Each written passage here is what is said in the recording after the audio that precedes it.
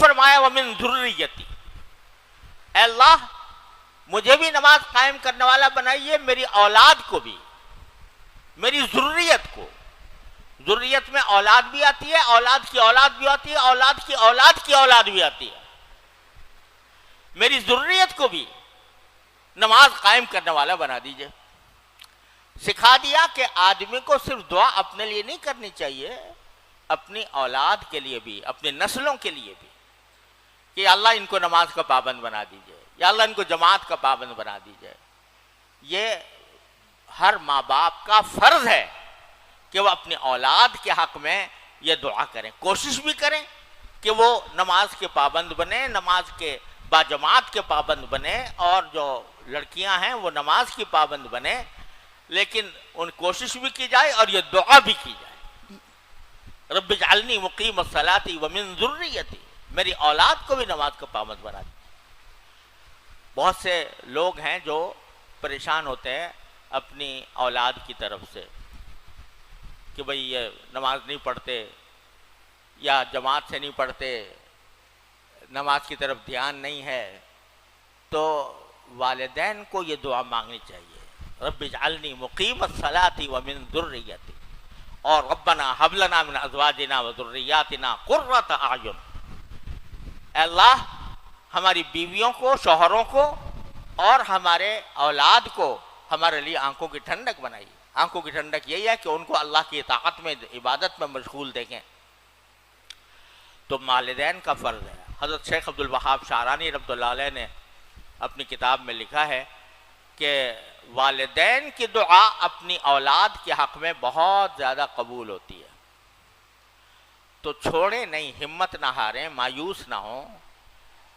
دیکھ رہے ہیں کہ بھئی بار بار نصیحت کی جاتی ہے مگر پوری طرح عمل نہیں ہوتا، تو اس کی وجہ سے مایوس نہ ہوں. اللہ سے مانگے، یا اللہ میری اولاد کو نیک بنا دیجئے، یا اللہ میری اولاد کو نماز کا پابند بنا دیجئے، ان کو تدین عطا فرمائیے. یہ بھی انسان کے فرائض میں سے ہے کہ اپنی اولاد کے لیے دعا مانگے. ربنا وتقبل دعا، اے پروردگار ہماری اس دعا کو قبول فرمائیے. پھر فرمایا رب اغفر لی، ربنا اغفر لی ولوالدی وللمؤمنین یوم یقوم الحساب. اے ہمارے پروردگار میری بھی مغفرت فرمائیے، میرے والدین کی بھی مغفرت فرمائیے، اور سارے مومنین کی مغفرت فرمائیے اس دن جس دن کے آپ بندوں سے حساب لیں گے. اب یہ دعا کون مانگ رہے ہیں؟ ابراہیم خلیل اللہ علیہ السلام، جس نے اللہ تعالیٰ کی کوئی نافرمانی نہیں کی، کبھی کوئی گناہ نہیں ہوا، نبی معصوم. وہ بھی کہہ رہے ہیں میری مغفرت فرمائی. تو معلوم ہوا کہ آدمی کتنے ہی بلند رتبے تک پہنچ جائے، عبادت کے اور طاعات کے اعلیٰ ترین مقام پر بھی پہنچ جائے، لیکن اس کو اللہ کی مغفرت کی ضرورت ہے. کیونکہ جتنا ہی بنا سوار کے تم عبادت کر لو، حقیقت میں وہ اللہ تعالیٰ کے شایع نشان نہیں ہو سکتی. لہذا مغفرت مانگو.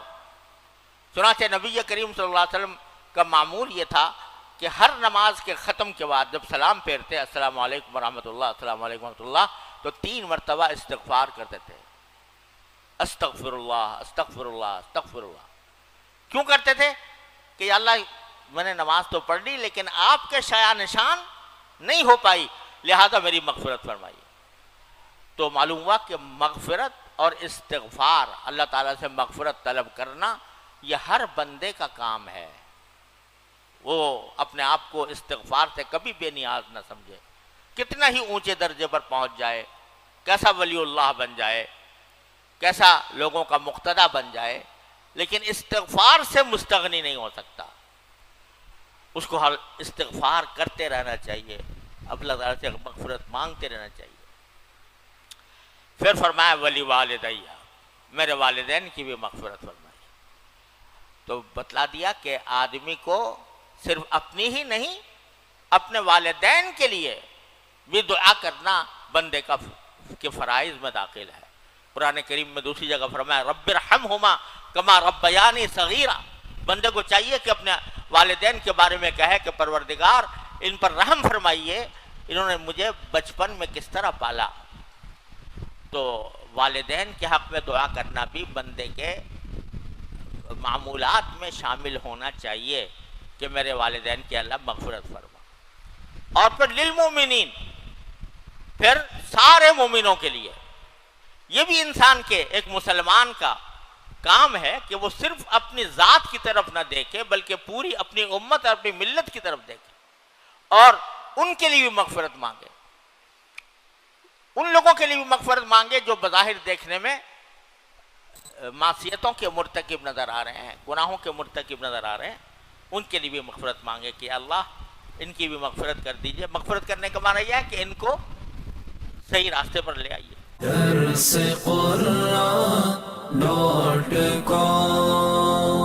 www.darsequran.com